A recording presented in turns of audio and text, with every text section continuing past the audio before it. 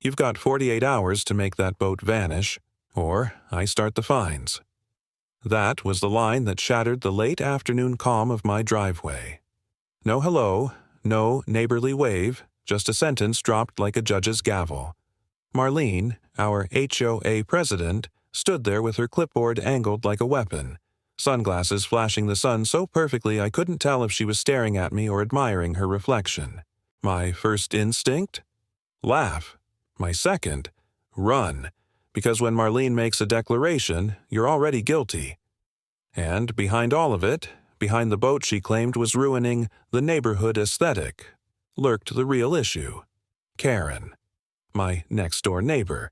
The woman who had turned my driveway into her private parking garage.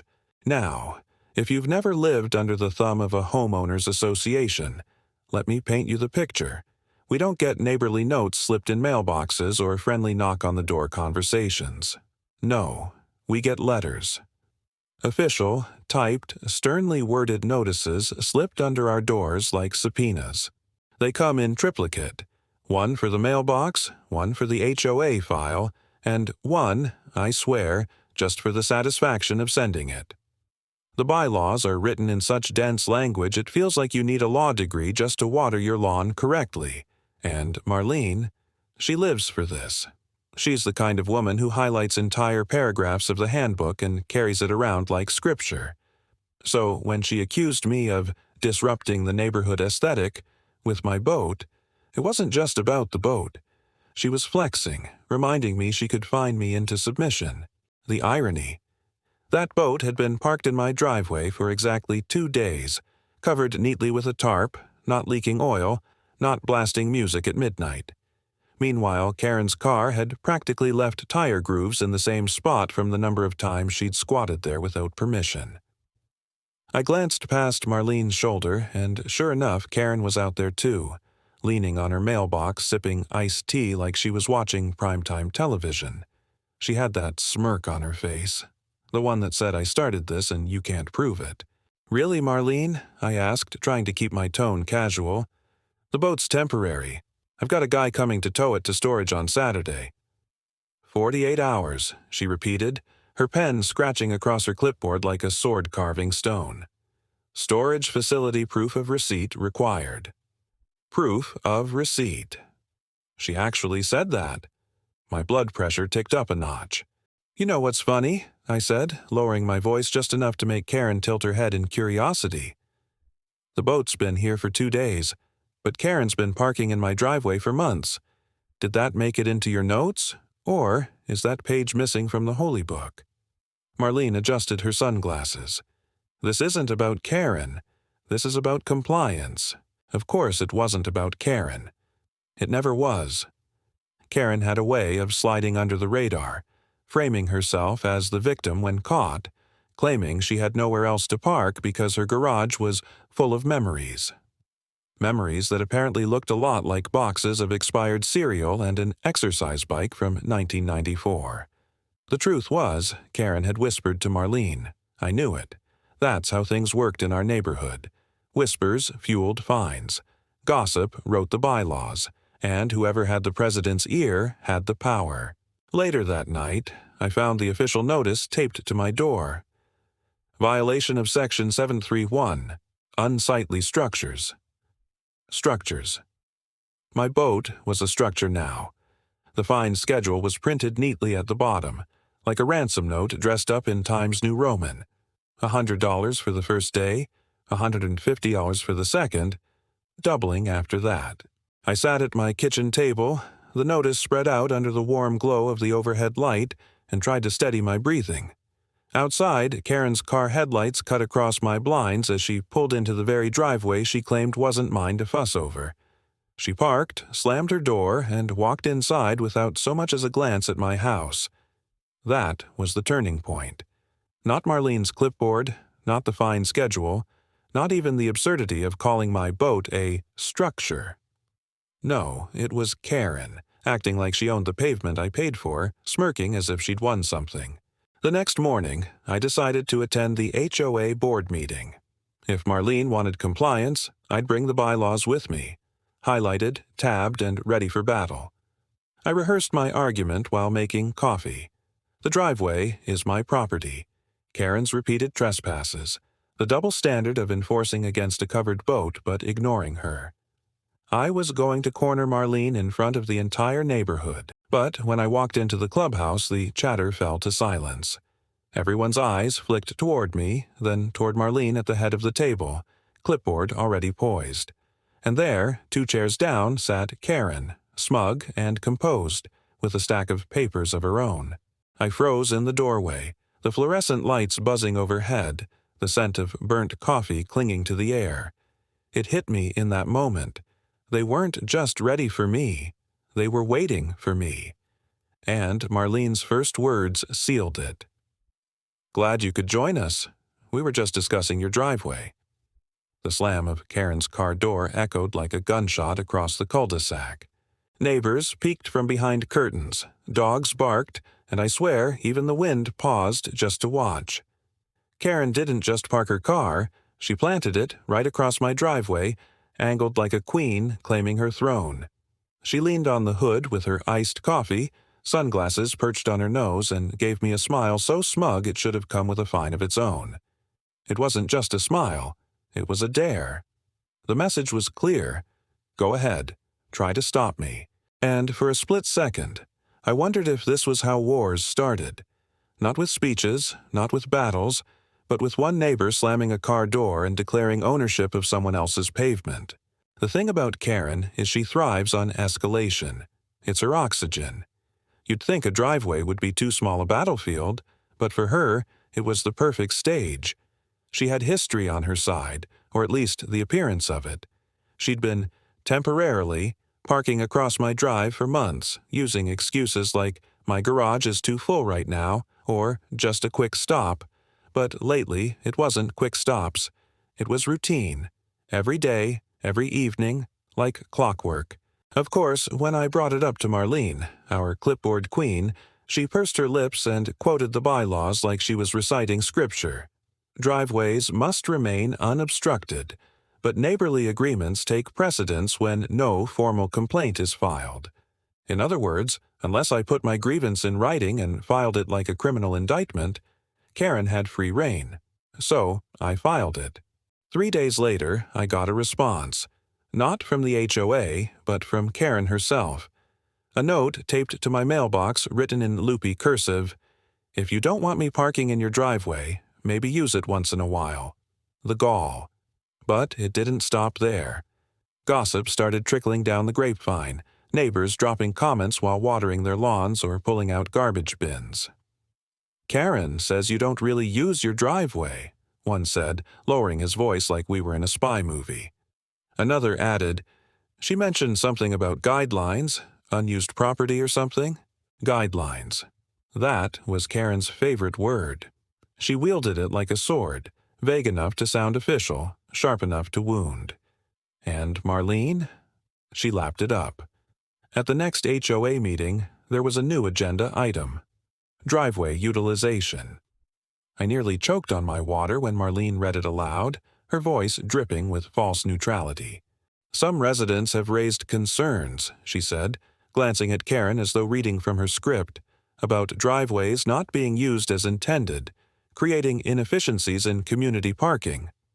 I raised my hand. Driveways not being used as intended? Mine is being blocked as intended. Karen raised her eyebrows, feigning innocence. "I just think if space isn't being maximized, the community should benefit. Parking's tight on this street." Tight? We live in a neighborhood where every house has a 2-car garage and a driveway long enough for at least 2 more. Parking wasn't tight. Karen just wanted my space. Marlene scribbled something on her clipboard. "Let's table this for now. We'll review the bylaws. Table it. That's HOA speak for let's stretch this out until someone cracks."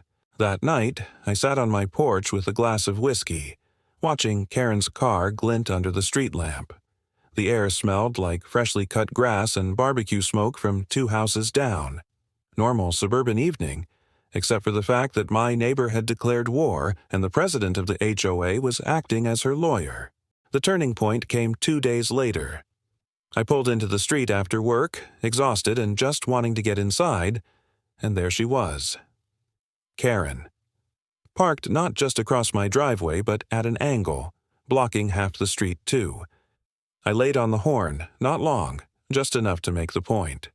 She emerged from her house slowly, theatrically, sipping her coffee like this was all an inconvenience to her. "You know this is illegal, right?" I called out. She shrugged. "Talk to Marlene." My knuckles went white around the steering wheel. The next morning, a letter appeared in my mailbox. Official HOA stationery.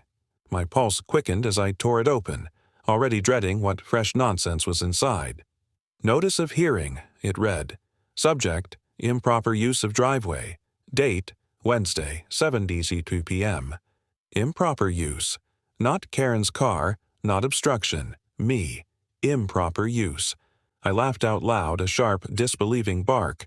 They'd flipped the script entirely.